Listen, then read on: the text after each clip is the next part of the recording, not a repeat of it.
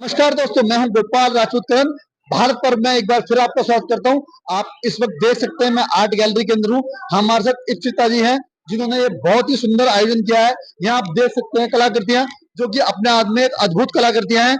ऐसा माहौल, ऐसे लोग, और ये आपको स्थान बहुत कम मिलेगा जब यहाँ पे नई सोच, नए लोग और नए तरीके का कार्य आप देखने को मिल रहा है। यहाँ पे देश से बड़े बड़े कलाकार आए हुए हैं, यहाँ पे बॉडी बिल्डर भी है, यहाँ पे आदित्य राजपूत बहुमुखी प्रतिभा है। आज सारे युवा आपके साथ। पहले तो शुक्रिया। और ये मेरा सपना था कि मैं इंडिया के सारे आर्टिस्ट को, जिनको कई मतलब चांस नहीं मिल रहा है, उनको इकट्ठे करूं और एक मंच पे लाऊं।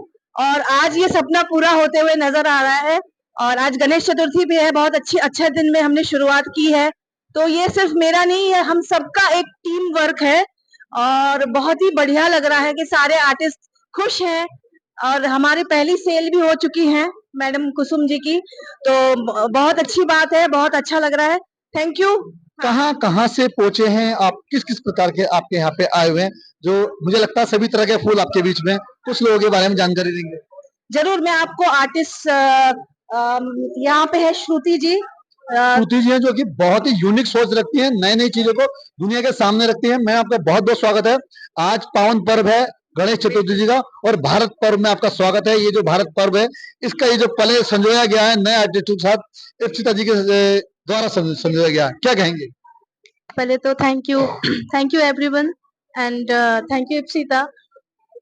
जो इप्सिता ने एफर्ट किया है, जो बहुत सारे आर्टिस्ट को बहुत मुश्किल से स्टेप्स मिलते हैं आगे बढ़ने के लिए, और इसीलिए हम सारे आर्टिस्ट एक साथ इकट्ठा हुए हैं यहाँ पे, नई सोच के साथ, नई पेंटिंग्स के साथ। मैं चाहूंगा, एक दौर था कि भारत को जाना ही कला के लिए जाना जाता था। एक दौर ऐसा आया कि भारत के लोगों की, युवाओं की जो सोच थी या कला, बिल्कुल नीचे धरातल पर पहुंच गई। आज जब आप नए कार्य कर रहे हैं, नए दोबारा ऊर्जा के साथ देश के दुनिया के सामने हैं, दुनिया के पटल पे, तो क्या कहना चाहेंगे? पहले तो प्लेटफॉर्म ही नहीं मिलते थे किसी भी आर्टिस्ट को आगे बढ़ने का।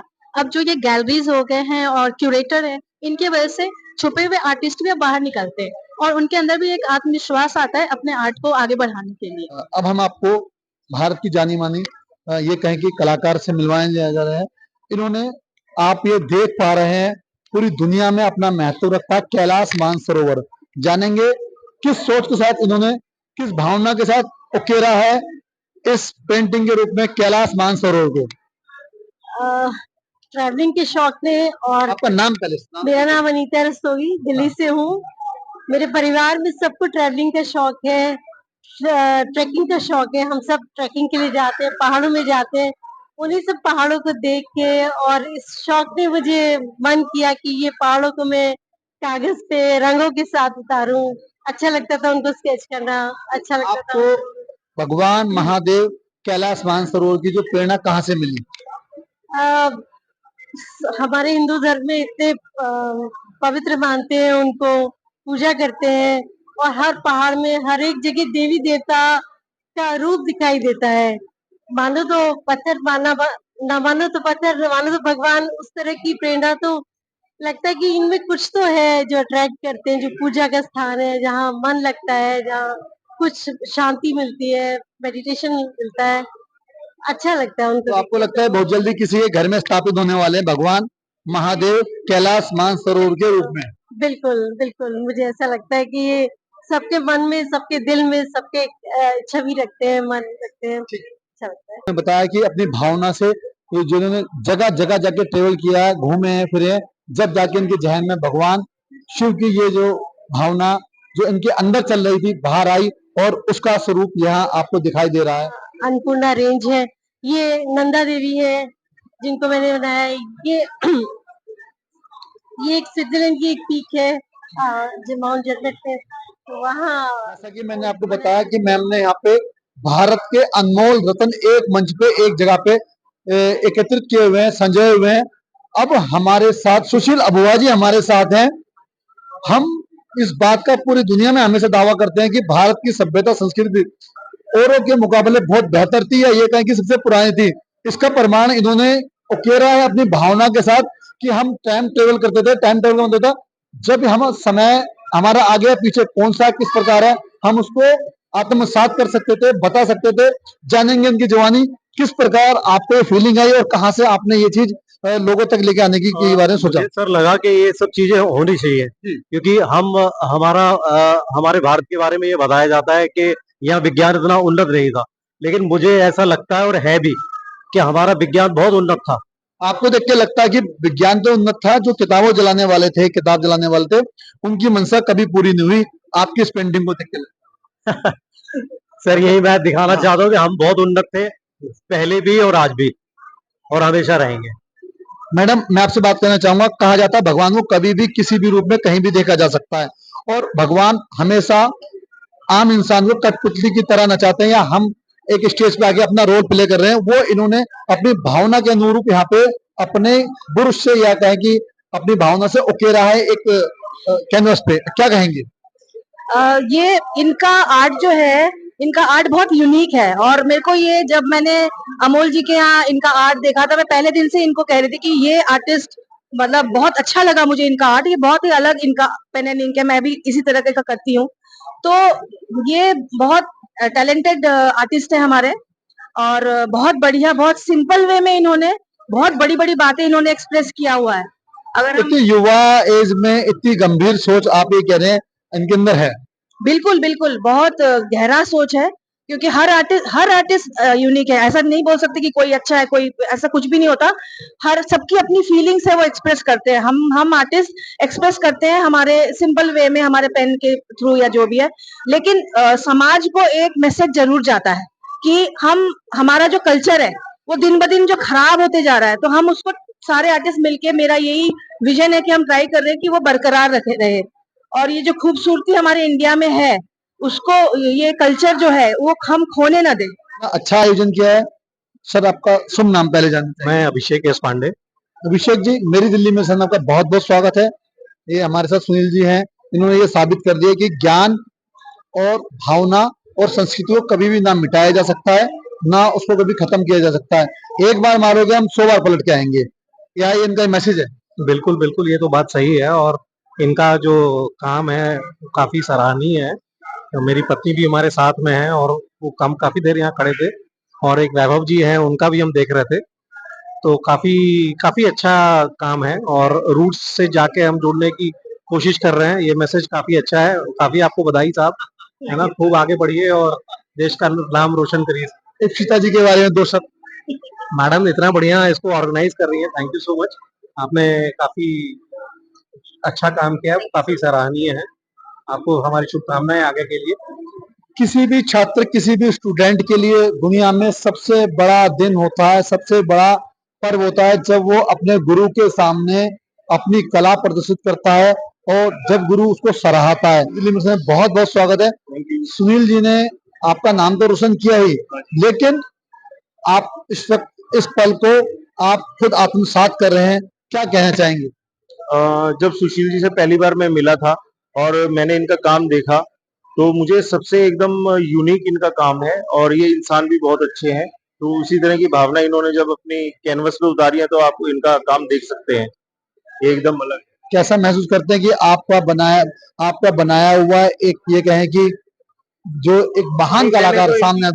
मैंने इनकी प्रतिभा को पहचाना है, और इनको मैं चाहता हूँ ये पूरे विश्व में हमारे भारत का नाम रोशन करे। ये इस तरह के कलाकार हैं।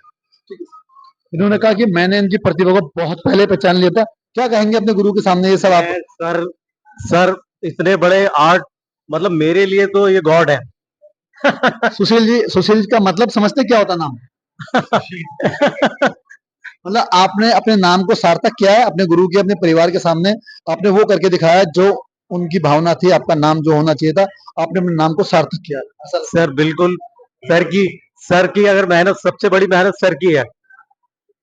नहीं, मेहनत तो इनकी है। सर का बड़ा दूसरे को इसका श्रेय देना चाहते हैं, चाहे कुछ भी रहा हो, लेकिन मैं ये कहूंगा ये पल, ये समय बहुत ही विभव, एक ऐसा चेहरा जो युवा है।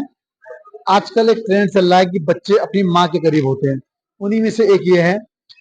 आजकल कुछ लोग कह भी देते हैं कि मॉम बॉय, तो मैं कहूंगा ये बात अच्छी बात है मॉम बॉय होना, और शायद जो मॉम बॉय होते हैं वो लोगों की भावनाओं को अच्छे से समझ पाते हैं। इन्होंने जो अपनी भावना को जो उकेरा है कैनवस पे, इसमें ये दिखाया गया कि एक जोकर होता है। जोकर जो होता है कि लोगों को हंसाता है, पर उसके जीवन में क्या फीलिंग है वो किसी को अपनी बता नहीं पाता है।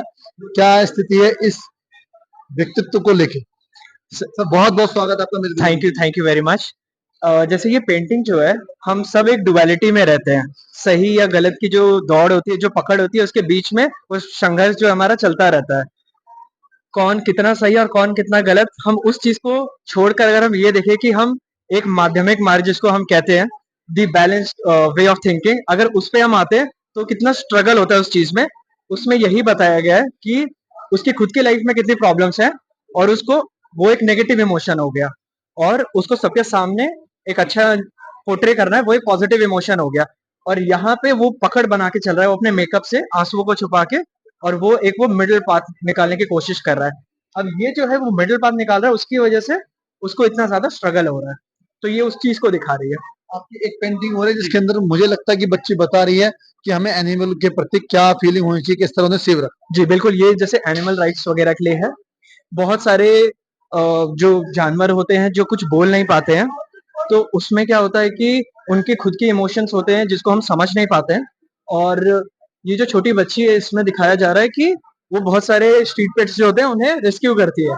बट उसमें इश्यू क्या है कि काफी लोगों को इश्यूज हैं, इससे कंप्लेन किया उन्होंने, और अब वो उसे लेकर जा रहे हैं। तो बिछड़ने का जो गम है, और जहाँ गम है वहीं प्यार है, तो वो जो चीज है वो इस पेंटिंग के अंदर दर्शाया गया है। ये थे हमारे साथ विभाव जी, जिन्होंने बताया कि मैं उन सब चीजों को, भावनाओं को समझता हूँ जिसके अंदर एक व्यक्ति अपनी जो फीलिंग को दबा के रखता है, लेकिन दुनिया के सामने क्या उसे रिप्रेजेंट करना, उसका ध्यान रखता है। लगभग हर व्यक्ति तो आजकल ऐसा ही है, हम अपनी जिम्मेदारी को निभा करते करते अपने आप को वहीं भूल जाते हैं। दूसरी ओर ये दिखाने की कोशिश की गई है कि हमारी हर जीव के प्रति कोई ना कोई जिम्मेदारी है, हम जिए और जीने दें, इस आधार पे अपने जीवन को हम आगे लेके चलें।